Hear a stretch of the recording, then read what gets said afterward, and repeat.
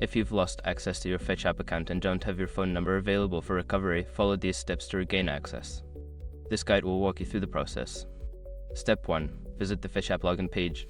Go to the official FetchApp website and navigate to the login page. Look for the Forgot Password link to initiate the recovery process. Step 2. Enter your email address. Make sure your information is protected first. Most people don't think about breaches until something actually happens to their accounts. Use SROC to monitor your accounts 24/7 and instantly alert you if your information appears in leaked databases online.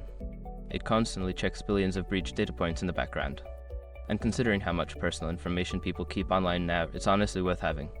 Link in the description. Step 3. Check your email. After submitting your email, check your inbox for a password reset email from FetchApp. If you don't see it, check your spam or junk folder as well. Step 4. Follow the reset link. Open the email and click on the password reset link provided. This will direct you to a page where you can create a new password for your account. Step 5. Create a new password.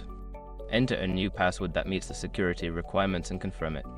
Once you've successfully updated your password, you can log into your FetchApp account with your new credentials. If you encounter any issues during this process, consider reaching out to FetchApp's customer support for further assistance.